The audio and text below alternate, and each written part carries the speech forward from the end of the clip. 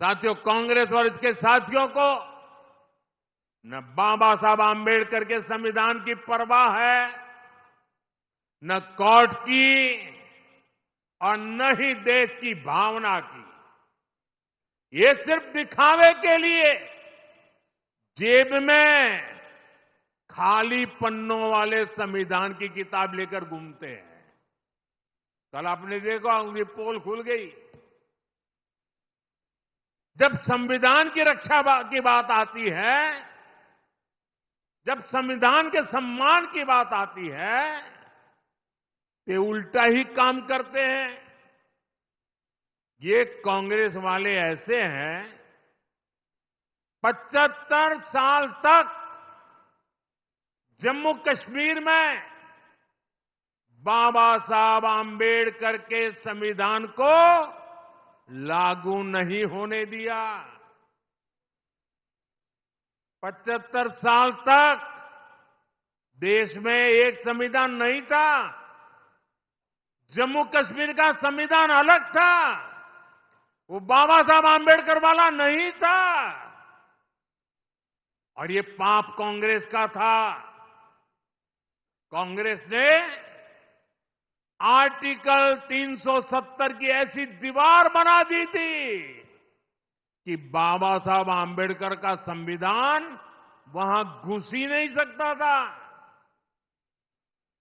Bhajpa NDA ने article 370 को हटाया और एक देश एक संविधान लागू किया। और मेरी बाबा साहब आम्बेडकर को सबसे बड़ी श्रद्धांजलि है।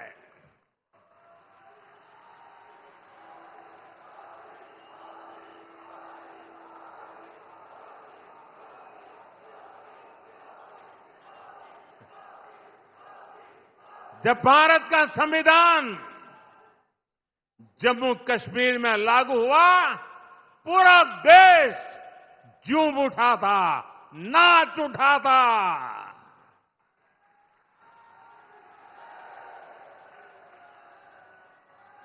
मैं जरा मेरे नासिक के लोगों को पूछना चाहता हूं। नासिक के लोग बताइए, क्या आर्टिकल 370 हटने से आपको खुशी हुई कि नहीं हुई? जरा जोर से बताइए, खुशी हुई कि नहीं हुई? ये कांग्रेस वालों के कान फट जाए ऐसे बोलिए, खुशी हुई कि नहीं हुई? आपको खुशी हुई, लेकिन कांग्रेस और उसके साथियों के पेट में चूहे दौड़ने लग गए। उनको दर्द हो गया। आपने टीवी पे देखा होगा, 2-3 दिन पहले जम्मू कश्मीर की विधानसभा में कांग्रेस और इसके साथियों ने 370 फिर से लागू करने के लिए हंगामा किया। ये लोग फिर चाहते हैं कि जम्मू कश्मीर से बाबा साहब आम्बेडकर का संविधान फिर से जम्मू कश्मीर से निकाल दिया जाए, हटा दिया जाए।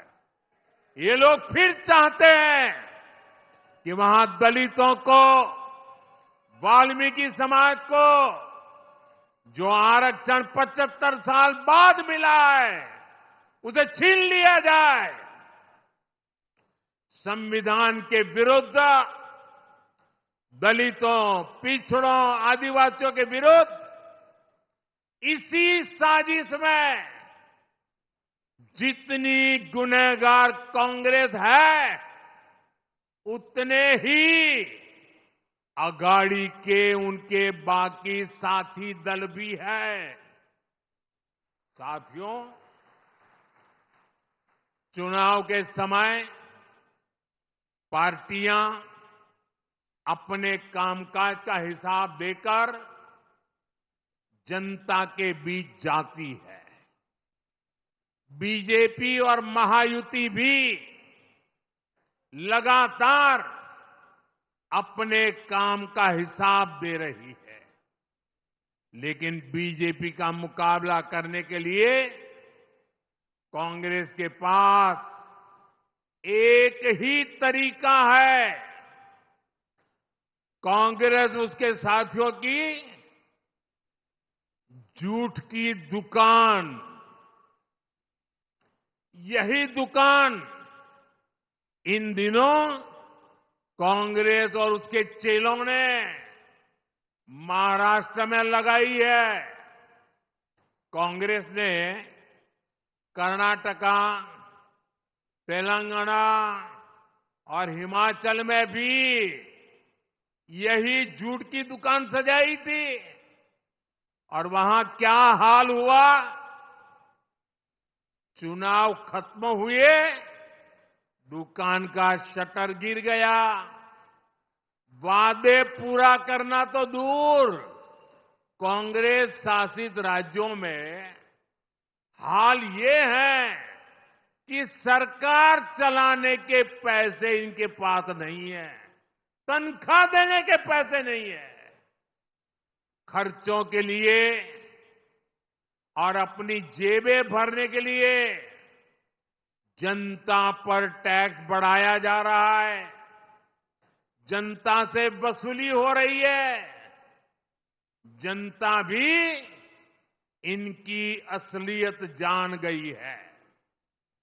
महाराष्ट्र की जनता भी देख रही है कि एक तरफ महायुति का घोषणा पत्र है, वहीं दूसरी तरफ महाअगाड़ी का घोटाला पत्र है।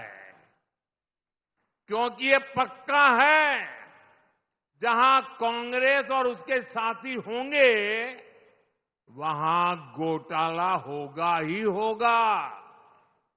ये लोग ऐसी योजनाओं की घोषणा करते हैं जिसमें से ज्यादा भ्रष्टाचार हो सके। आप महाराष्ट्र में इन लोगों को ये सारा पाप फिर से करने देंगे क्या? करने देंगे क्या? ये धोखेबाजी महाराष्ट्र की जनता के बीच चलेगी क्या? साथियों, पूरे देश ने कांग्रेस की हरकतों के कारण उसे पूरी तरह से खारिज कर दिया है। कांग्रेस अब ऑल इंडिया कांग्रेस नहीं बची। कांग्रेस अब परजीवी कांग्रेस बन चुकी है। ये कांग्रेस पार्टी अब केवल बैसाखियों पर ही जिंदा है। महाराष्ट्र हो, उत्तर प्रदेश हो, बिहार हो, झारखंड हो, ज्यादातर राज्यों में कांग्रेस दूसरी पार्टियों के सहारे ही चुनाव लड़ने की हालत में है। वो अपने पैरों पर खड़ी नहीं रह सकती। इसलिए साथियों, कांग्रेस ने राजनीति में खुद को बचाने के लिए अपना सबसे बड़ा हथियार चला है। ये हथियार है एससी, एसटी, ओबीसी समाज की एकता तोड़ो। एकता तोड़ो और राज छीनो। कांग्रेस के लोग जनजातीय समूह, शेड्यूल्ड ट्राइब, हमारे आदिवासी, एसटी को बांटना चाहते हैं। कांग्रेस के लोग हमारे दलित भाई बहन एससी को बांटना चाहते हैं। कांग्रेस के लोग ओबीसी को बांटना चाहते हैं। साथियों, कांग्रेस के रहते ओबीसी कभी इतना एकजुट नहीं हो पाया। ओबीसी को आरक्षण भी तभी मिला जब कांग्रेस सरकार हटी। नेहरू जी के समय में कांग्रेस ने ओबीसी को अलग अलग जातियों में बांट करके रखा। फिर इंदिरा गांधी जी का भी वही रवैया था। बाद में राजीव गांधी जी आए। इन लोगों ने कभी ओबीसी को एकजुट नहीं होने दिया। और 90 के दशक में जैसे ही ओबीसी एकजुट हुआ, ओबीसी एक ताकत बना, ओबीसी अपने हकों के लिए जागरूक बना, ओबीसी देश की भलाई के लिए कुछ करने के लिए आगे आया। और इसका पहला नतीजा क्या आया? जैसे ओबीसी ताकतवर बना भारत में, उसके बाद कांग्रेस की पूर्ण बहुमत वाली सरकार बनना बंद हो गया, उनका शटर गिर गया। और इसलिए कांग्रेस को ऐसा गुस्सा है कि ओबीसी ओबीसी ओबीसी आया कि हमारी दुकान बंद होती गई। और इसलिए कांग्रेस चाहती है कि ओबीसी समाज को कमजोर कर दो भाई, उनकी एकजुटता को समाप्त कर दो। कांग्रेस का स्पष्ट मत है कि ओबीसी कमजोर होगा तभी कांग्रेस के लिए सत्ता का रास्ता खुलेगा। इसलिए कांग्रेस ओबीसी को बांटकर उनमें दरारें पैदा करना चाहती है।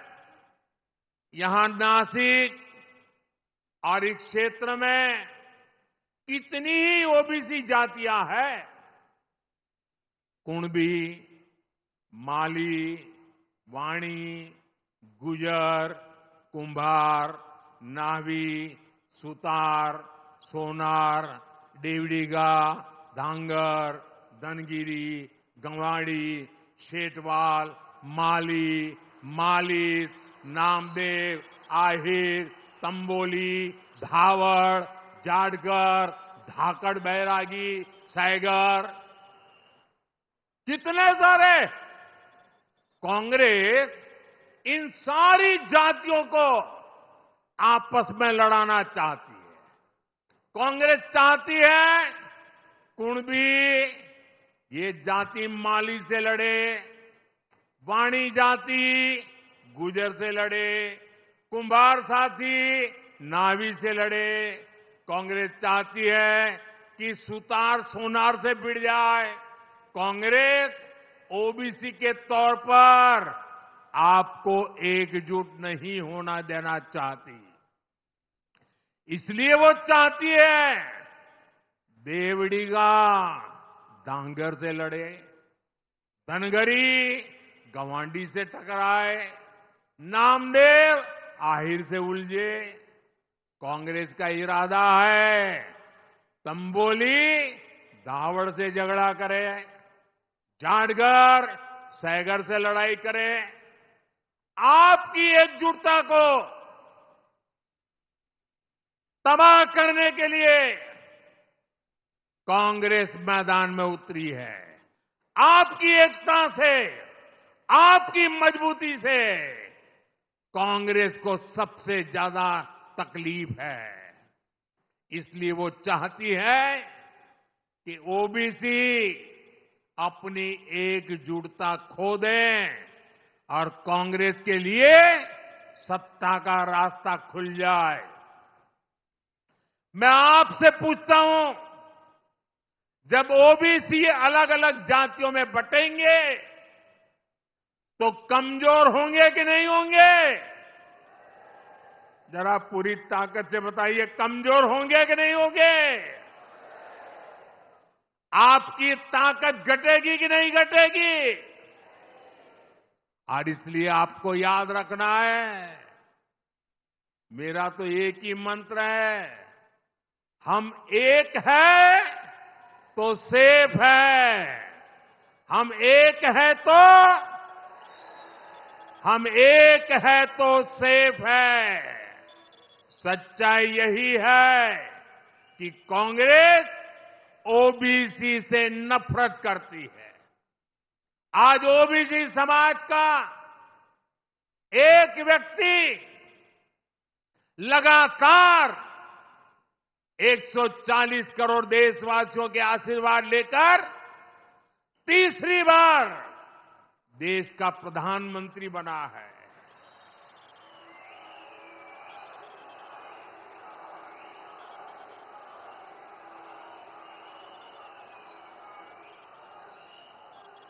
कांग्रेस को हजम नहीं हो रहा है।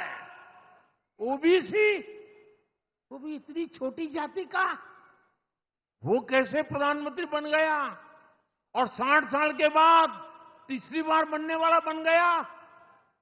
उनको नींद नहीं आ रही है और इसलिए गुस्सा ओबीसी समाज पे निकाल रहे हैं।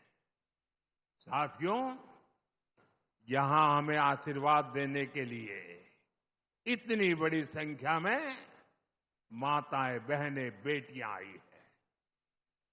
आपको याद रखना है कि महाआघाड़ी वाले महाराष्ट्र की महिलाओं के सबसे बड़े दुश्मन है। आप जानते हैं, आज पूरे देश में महाराष्ट्र की एक योजना की बहुत चर्चा हो रही है। हर एक की जुबान पे वो चर्चा है, माझी लाड़की बहन योजना, माझी लाड़की बहन योजना। हमारी बहन बेटियों को इस योजना का लाभ हो रहा है, लेकिन ये जो कांग्रेस और अघाड़ी वाले हैं, इन्हें इस योजना के लिए बहुत तकलीफ हो रही है। इस योजना को बंद कराने के लिए ये लोग कोर्ट तक चले गए हैं। भाई और बहनों, बीजेपी और महायुति महिलाओं के सम्मान और प्रगति के लिए समर्पित है। केंद्र सरकार की नीतियों से आज महिलाएं सशक्त और समर्थन बन रही है। हम 3 करोड़ बहनों को लखपति दीदी बना रहे हैं। महिलाएं आज ड्रोन दीदी बन रही है, देश की प्रगति में सक्रिय भूमिका निभा रही है। आज हम गरीबों को प्रधानमंत्री आवास दे रहे हैं, तो वो भी घर की महिलाओं के नाम पर दिए जा रहे हैं। अभी केंद्र में नई सरकार बनने के 100 दिन के भीतर ही हमने 3 करोड़ नए घरों को भी मंजूरी दी है। अच्छा, मेरा एक काम करोगे भाई? जरा हाथ ऊपर करके बताइए, मेरा एक काम करोगे? पक्का करोगे? देखिए, आज चुनाव में आप लोग घर घर जाने वाले हो, हर गांव जाएंगे, मोहल्ले में जाएंगे, लोगों से मिलेंगे। अगर आपको कहीं पर भी कोई परिवार कच्चे घर में रह रहा है, कोई परिवार झोपड़पट्टी में रह रहा है, तो उसको जाके कहना कि मोदी जी ने मुझे भेजा है, अब तेरा घर पक्का बन के रहेगा। ये कहेंगे और उसका नाम पता लिख करके मुझे भेज देना। देखिए, आप ही मेरे लिए मोदी है। आप जाकर के वादा कर देना, मैंने ठान के रखा है, मैं गरीब के पक्के घर बनाऊंगा। हमने महिलाओं को विधानसभा और लोकसभा पहुंचाने के लिए नारी वंदन अधिनियम भी पास कराया है। यानी जिन बहन बेटियों को कांग्रेस ने इतने दशकों तक शौचालय और सुरक्षा तक से वंचित रखा, अब वही विकसित भारत का चेहरा बनेगी। साथियों, ये चुनाव एक और महाराष्ट्र के भविष्य का चुनाव है।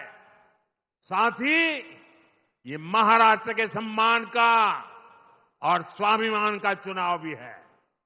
एक और बीजेपी और महायुति है, जिसके लिए मराठी संस्कृति और इतिहास ये हमारी आस्था के केंद्र है। हमारी केंद्र सरकार ने मराठी भाषा को अभिजात भाषा का दर्जा दिया है। हमने मराठी को वो पहचान दी, ये महान भाषा जिसकी पहले से हकदार है। हमने छत्रपति शिवाजी महाराज के आदर्शों की बात की, उनके सम्मान को आगे बढ़ाया। बीजेपी गर्व से कहती है कि वीर सावरकर हमारे प्रेरणा स्रोत है। वीर सावरकर महाराष्ट्र और राष्ट्र के गौरव है। लेकिन दूसरी ओर कांग्रेस और उसके पीछे लगे महाआघाड़ी के लोग, आप इनकी सोच और मानसिकता देखिए। कांग्रेस ने कभी मराठी भाषा को अभिजात भाषा का दर्जा नहीं मिलने दिया। कांग्रेस के लोग घूम घूम कर वीर सावरकर को गाली देते हैं। कांग्रेस के नेता गाली देते हैं। महाराष्ट्र की धरती पर आकर के वीर सावरकर का अपमान करते हैं।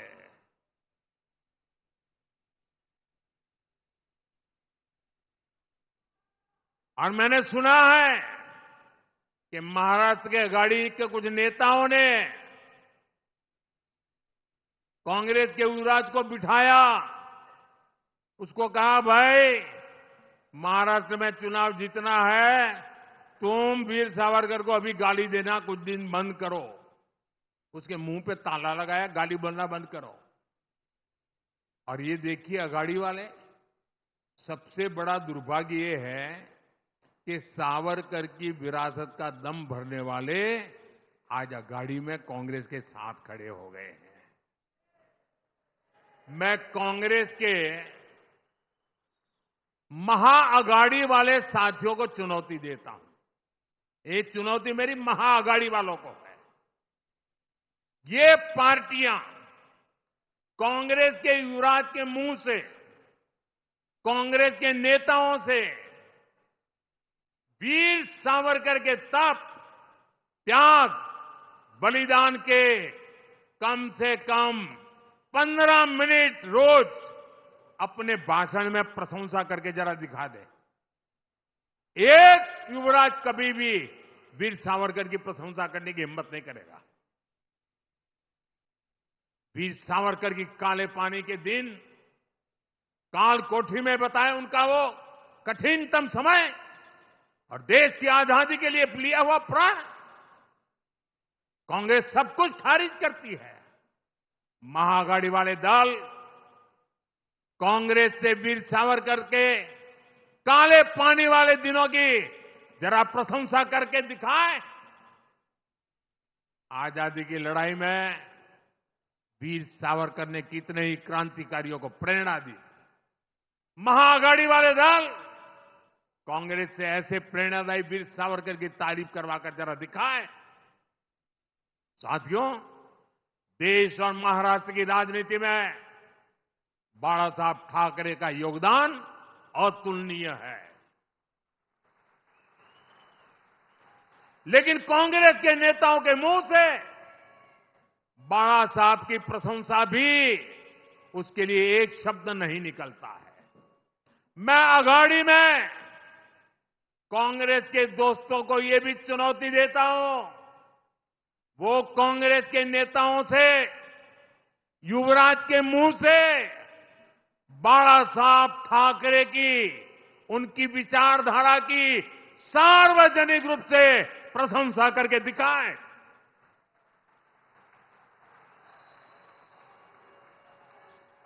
आज 8 नवंबर है, मैं दिन गिनूंगा और महाआघाड़ी वालों से जवाब का इंतजार करूंगा कि वो सावरकर जी की प्रशंसा करते हैं कि नहीं करते हैं, बाला साहब की ठाकरे के तप की प्रशंसा करते हैं कि नहीं करते।